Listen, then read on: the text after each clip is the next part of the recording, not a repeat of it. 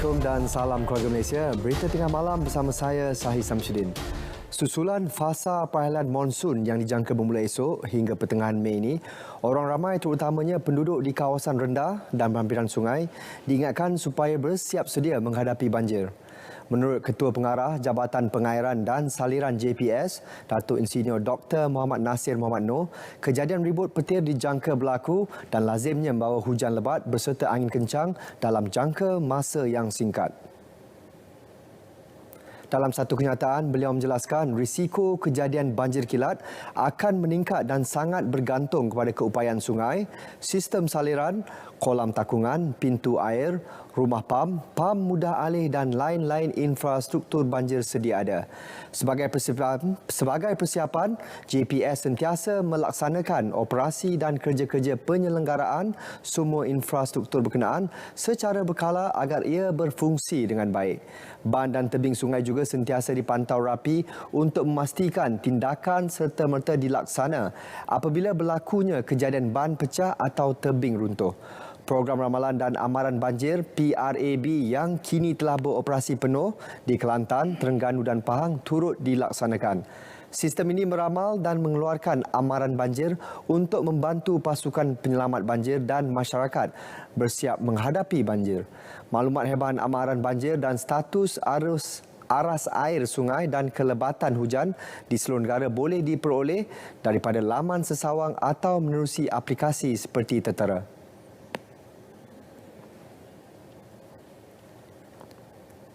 Keputusan Pilihan Raya Umum PRU Dewan Negeri Johor yang menyaksikan kemenangan Barisan Nasional BN semalam diyakini tidak menjejaskan hubungan di peringkat Kabinet yang meliputi menteri serta timbalan menteri daripada parti berbeza. Perdana Menteri Datuk Seri Ismail Sabri Yaakob juga optimis anggota Kabinet profesional dan dapat membuat keputusan baik demi kestabilan politik dan kesejahteraan rakyat. Sementara itu, beliau turut menyarankan semua pihak menerima keputusan PRU Dewan Negeri Johor.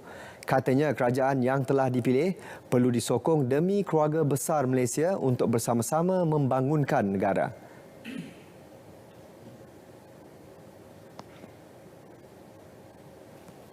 Saya harap selepas kemenangan ini tidak ada perpecahan sesama masyarakat, rakyat di Johor. Seperti yang saya kata, kita perlukan kerajaan yang stabil untuk membangunkan negeri Johor. Semua pihak menang atau kalah, utamanya perlulah menyokong kerajaan negeri Johor ini untuk membangunkan negeri Johor bagi kepentingan rakyat di negeri Johor itu sendiri.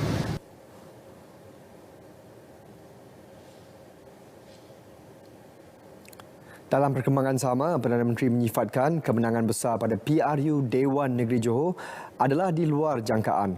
Beliau berkata kemenangan di 40 kerusi Dewan Undangan Negeri DUN pada Pilihan Raya Umum PRU Dewan Negeri Johor semalam melebihi sasaran ditetapkan parti.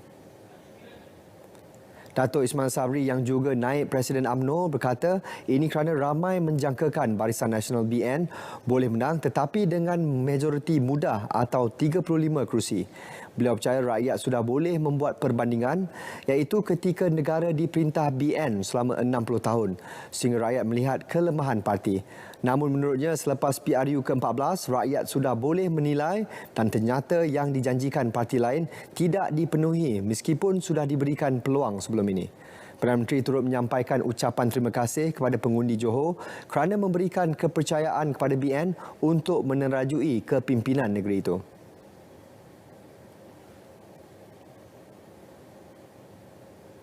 Dalam pada itu, Datuk Seri Ismail Sabri menegaskan beliau tidak akan tergesa-gesa mengadakan pilihan raya umum ke-15 PRU 15 seperti didesak sesetengah pihak. Beliau berkata PRU hanya akan diadakan setelah semua aspek dan pihak terlibat bersedia sepenuhnya. Saya dah sebut beberapa kali dalam ucapan saya sewaktu perjumpaan dengan UMNO di mana-mana tempatnya, iaitu apabila kita sudah bersedia dan pilihan raya boleh diadakan, tapi perlu bersedialah. Soal bersedia atau tak bersedia itu nanti biar kepimpinan UMNO kita akan bincang sama-sama kita untuk menentukan.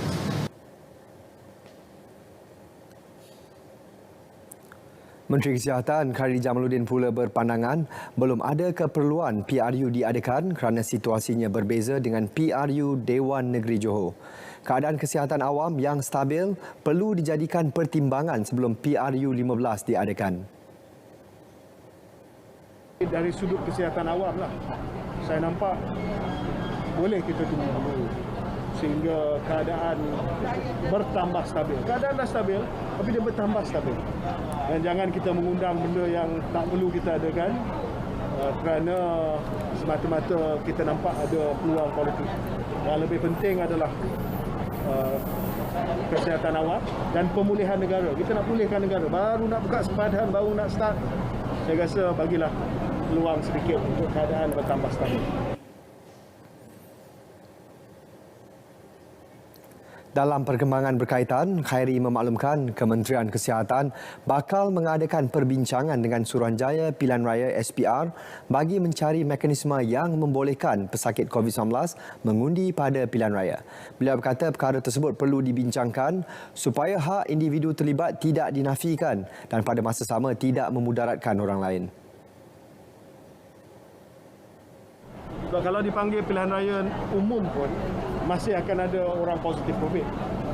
Cuma kita kena fikir, macam mana kita nak benarkan mereka yang ada infectious disease untuk mengundi. Itu cabaran dia lah.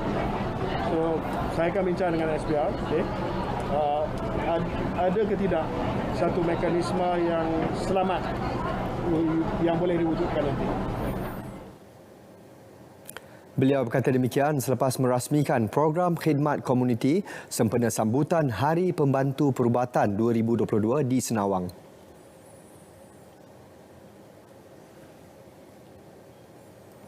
Mengenai program imunisasi COVID-19 kebangsaan kanak-kanak PIC Kids pula, Khairy memberitahu KKM menyasarkan 50% kanak-kanak berusia 5 hingga 11 tahun di negara ini menerima suntikan vaksin COVID-19 sebelum sesi persekolahan bermula. Justru ibu bapa disuruh segera mendapatkan vaksin untuk anak masing-masing supaya dapat melindungi mereka daripada kesan buruk sekiranya dijangkiti COVID-19.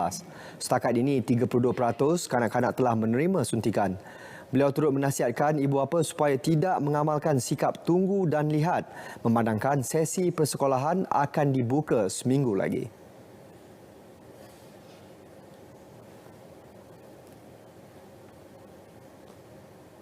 Di ibu negara, cuti sekolah dimanfaatkan ibu bapa dengan membawa anak-anak hadir ke janji temu vaksinasi menerusi PIC Kids. Tinjauan di Pusat Pemberian Vaksin PPV Arena Aziata Bukit Jalil mendapati kehadiran ibu bapa bersama anak-anak silih berganti. Jadi, kalau cucuk tak ada sakit sangat, tak ada pun sakit. Tak ada sakit I feel safe from the vaccine, and when I go to school, it can protect me from the COVID-19. Saya rasa okey ambil vaksin. Kalau dekat sekolah boleh main dengan kawan-kawan kalau ada vaksin. Pengambilan vaksin COVID-19 dalam kalangan kanak-kanak amat penting terutamanya ketika negara memulakan fasa peralihan ke endemik April ini. So now I think because I already give her the vaccine, I feel safe to send her to school. So much more confident. More confident, yeah. Because the COVID normally spreading in the school very fast. Ini salah satu inisiatif kerajaan lah supaya ibu bapa menggalakkan anak-anak untuk lebih ada orang cakap apa? Ada protection di situ untuk anak-anak akan datang lah. Itu yang penting ambil vaksin untuk kanak-kanak. Yeah. Since so many already take the vaccination, so should be alright for the kids. Better than nothing. We have to protect them. Otherwise, we also scared what if anything happen, go to the ICU, then will cause a serious injury to the children. Statistik Kementerian Kesihatan KKM menunjukkan 12,000 kes dilaporkan bagi golongan kanak-kanak yang berusia bawah 11 tahun setakat bulan ini.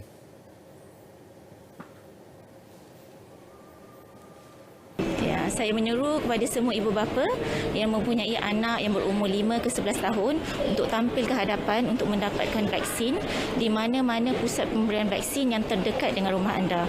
Ini kerana berdasarkan data dari seluruh negara menunjukkan penurunan kes selepas pelaksanaan pemberian vaksin. Susulan kadar kemasukan golongan kanak-kanak ke Unit Rawatan Rapi Pediatrik PICU akibat COVID-19 meningkat sejak Februari lalu. Persatuan Pediatrik Malaysia dan program Immunize for Life menganjurkan pengucapan awam bersama doktor-doktor pakar dengan tajuk "Adakah anak anda perlukannya?" Ia sebagai usaha memberi penerangan dan menjawab persoalan daripada ibu bapa berhubung vaksin. Pada masa sama, meyakinkan ibu bapa mengenai PIC Kids yang dilaksana demi melindungi anak-anak daripada virus pembunuh itu.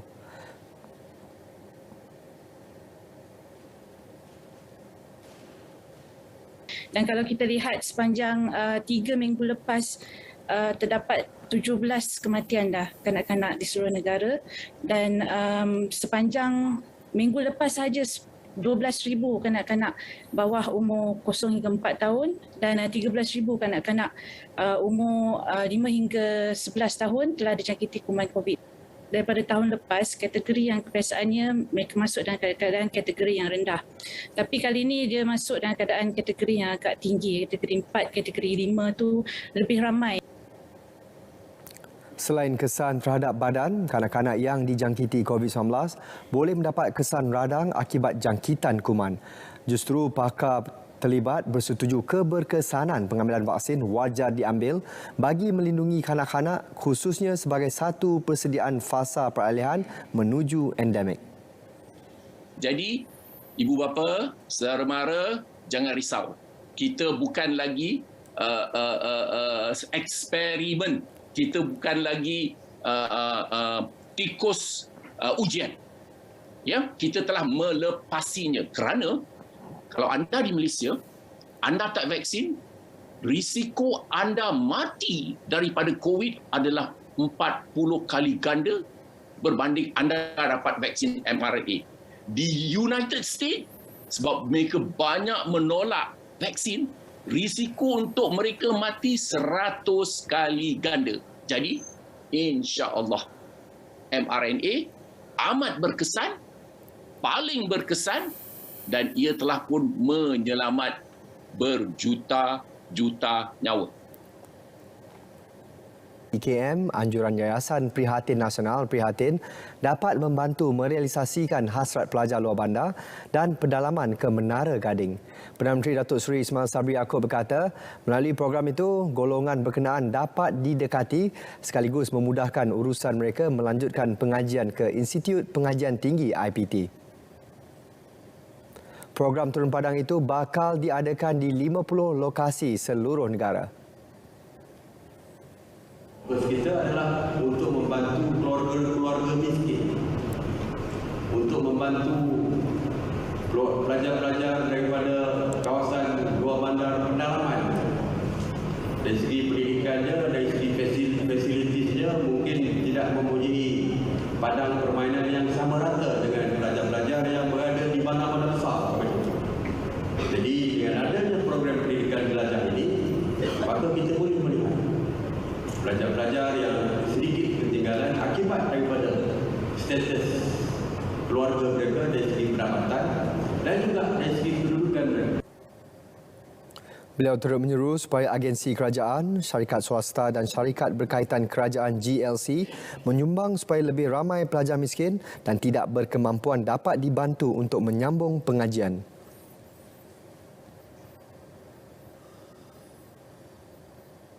Kos dan kuota mengerjakan haji tahun ini dijangka diumum awal bulan depan.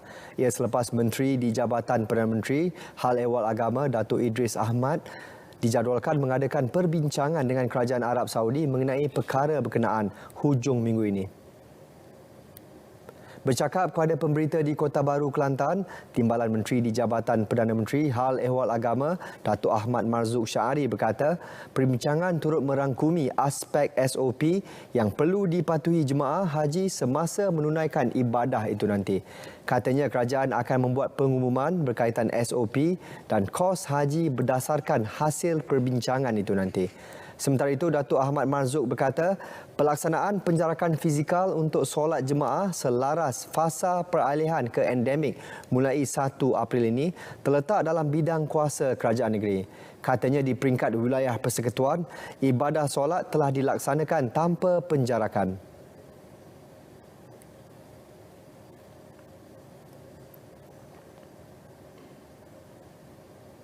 Koperasi getah di seluruh negara disaran mengenal pasti lokasi kebun getah terbiar untuk diambil alih dan diuruskan. Proses itu boleh dilaksanakan menerusi perbincangan bersama pekebun getah bagi memastikan hasil pengeluaran getah negara konsisten seterusnya dapat ditingkatkan. Menteri Perusahaan Peladangan dan Komoditi, Datuk Zuraida Kamarudin berkata, ketika ini terdapat lebih 40% atau 400,000 hektar kebun getah melibatkan hampir 150,000 pekebun kecil mengeluarkan hasil tidak konsisten. Ia melibatkan kira-kira 150,000 pekebun kecil. Menyelaraskan kawasan getah yang tidak konsisten ini untuk memastikan bahawa production mereka terus konsisten dan ini akan meningkatkan hasil. Seluruh Malaysia dalam 40% ladang-ladang getah kecil ini tidak konsisten dari segi dia punya pengorehan. Menurut beliau, sekiranya diusahakan secara cekap dan konsisten, kebun terbabit mampu menjana pengeluaran hasil getah bernilai 30 bilion ringgit setahun. Beliau bercakap kepada pemberita selepas merasmikan Majlis Pecah Tanah Pusat Pemprosesan Getah KRIP dan melancarkan program transformasi perusahaan getah Target di Pedu.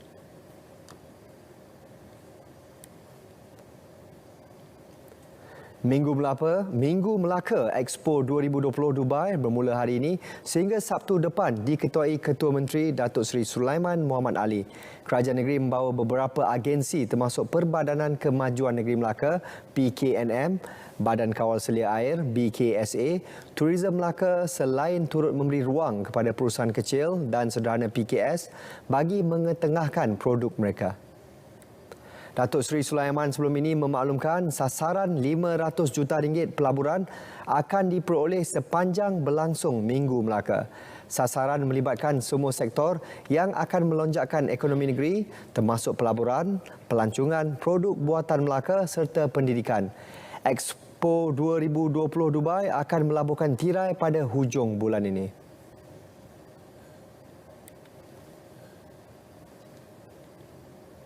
2.5 juta pelancong disasar memasuki Langkawi apabila sempadan negara dibuka awal bulan depan. Ketua Pegawai Eksekutif Persatuan Pelancongan Langkawi LTA, Zainuddin Kadir berkata, sasaran itu sekaligus mampu menjana pendapatan sehingga RM900 juta sepanjang tahun ini. Sasaran kita pada tahun 2020 sebelum ini bersama dengan Lembaga Pembangunan Langkawi Lada iaitu 2.2 juta pelancong. Tapi apabila kerajaan mengumumkan pintu rentas negara dibuka, maka kita dah ada satu target iaitu pencapaian ataupun kita ada satu jangka masa plan yang cantik. Pada 2022 kita anggarkan pelancong 2.5 juta pelancong. Pada 2020 dan 2021 menyaksikan Langkawi meraih RM763 juta berbanding RM1.7 bilion pada 2019 dengan ketibaan lebih 3.6 juta pelancong.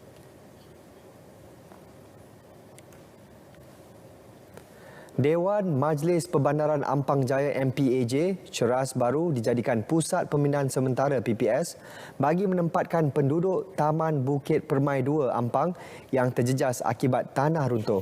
Sehingga semalam masih terdapat pergerakan tanah di kawasan berkenaan menyebabkan 15 unit rumah diarah mengosongkan kediaman masing-masing atas aspek keselamatan. Jadi pengurusi bencana telah pun mengarahkan penduduk untuk berpindah demi keselamatan penduduk. Dan kita pihak majlis, saya hanya respon itu, untuk majlis kita telah menyediakan pusat perpindahan bagi PPS, pusat perpindahan sementara kepada mangsa yang terlibat 15 buah itu di Dewan MPAJ Ceras.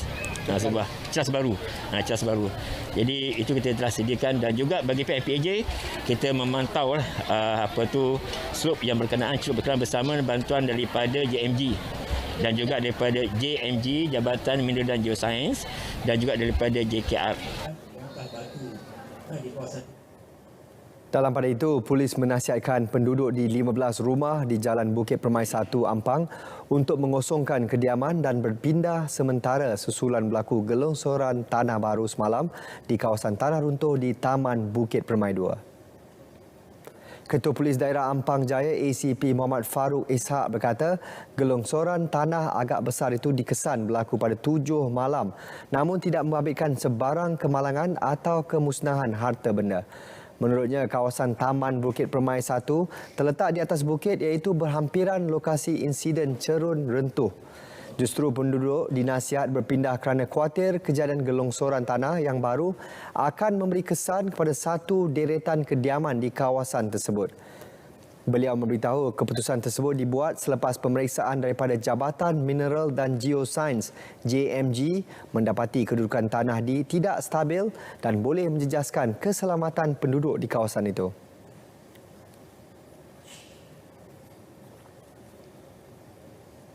Susulan banjir teruk di Hulu Terengganu akhir Februari lepas yang mengakibatkan sebuah jambatan ke stesen Jana Elektrik Sultan Mahmud runtuh. Angkatan Tentera Malaysia dari Kem Desa Pahlawan, Kota Baru, Kelantan melakukan kerja-kerja pemasangan jambatan sementara Compact Bailey di kawasan berkenaan. Kenyataan Markas Kedua Division Infanteri Malaysia menyebut jambatan sepanjang 30 meter itu akan menggantikan jambatan setiada yang runtuh. Pemasangannya sebagai laluan keluar masuk pekerja Tenaga Nasional Berhad TNB ke kawasan stesen Jana Elektrik itu. Sebelum itu, mereka terputus hubungan dan terpaksa menggunakan bot sebagai alternatif. Jambatan berkenaan mula dipasang semalam dan dijangka siap esok. Tanggungjawab pemasangan jambatan itu diberi kepada Markas Regimen Askar Jurutera Diraja RAJD 2 Division melibatkan 5 pegawai dan 64 anggota yang turut dibantu 1 SKN RAJD dan 91 Regimen Bantuan RAJD.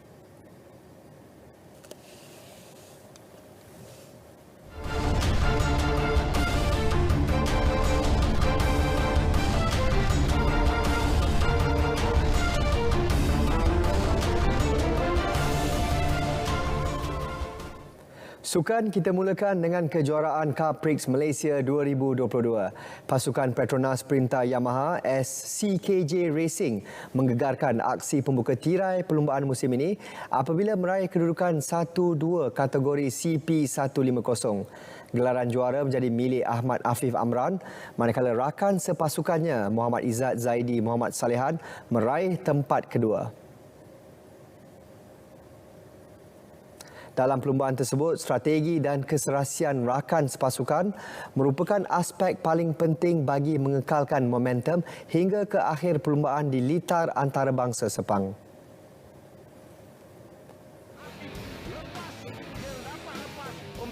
Memang kita dah jangkakan trek besar, siapa-siapa boleh menang. Siapa yang starting dari belakang pun akan sampai depan dalam 2-3 lap macam tu. Cuma yang paling penting bagi saya 5 lap terakhir memang saya dah bincang dengan Ijat macam mana apa semua. Dan saya mula mengarah langkah ke hadapan untuk mengeluarkan satu gap yang cakap safe sikit untuk saya atau strategi pada last lap.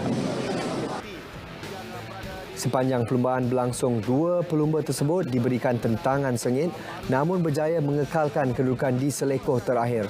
Tempat ketiga menjadi milik pelumba Petronas Sprinter Yamaha Maju Motor yang diwakili Muhammad Haziq Muhammad Fairuz. Sementara itu, bekas pelumba Motor 2 negara Khairul Adam Pawi atau lebih dikenali Super Kip berjaya menghabiskan perlumbaan di tempat ke-18. Bahang Sukan SEA ke-31 di Hanoi, Vietnam kini mula dirasai. Majlis Olimpik Malaysia MOM pada hari ini mengesahkan kontingen negara bakal disertai 612 atlet dan 206 pegawai. Kini hanya sasaran pingat buat kontingen negara masih dinanti. Menurut MOM, jumlah tersebut iaitu 818 orang telah pun didaftarkan sebaik tarikh tutup berakhir pada semalam. Biarpun sasaran pingat bagi Tamasya Hanoi masih belum diputuskan lagi, namun misi Malaysia pada penyertaan kali ini sudah tentunya mahu memperbaiki keputusan diraih pada edisi 2019 di Manila. Pada Sukan SEA Filipina 2019, kontingen negara menghantar seramai 772 atlet dan 340 pegawai dengan kejayaan membawa pulang 56 emas, 57 perak dan 71 gangsa. Peluang Malaysia untuk meraih keputusan positif pada edisi di Hanoi Mei ini dilihat lebih terbuka susulan keputusan kontingen negara menyertai 37 jenis sukan daripada 40 jenis sukan yang dipertandingkan di Vietnam. 3 jenis sukan yang tidak akan disertai oleh Malaysia adalah bola baling, vovo-nam dan juga gusti. Sukan SEA kali ini akan berlangsung dari 12 hingga 23 Mei.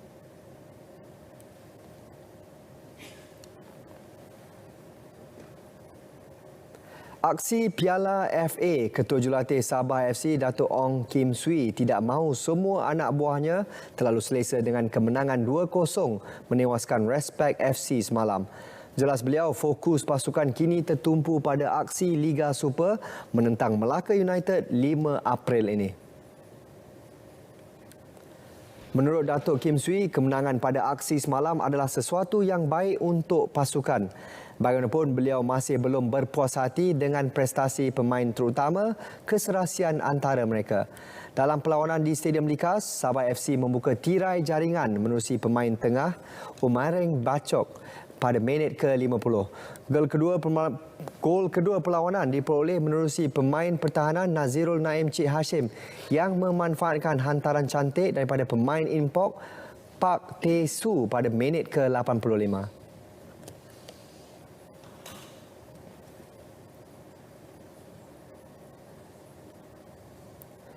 Berita tengah malam berakhir di sini. Dapatkan perkembangan sahih sepanjang masa melalui portal Berita RTM di berita.rtm.gov.my. Saya Sahih Samsudin. Terima kasih dan salam keluarga Malaysia.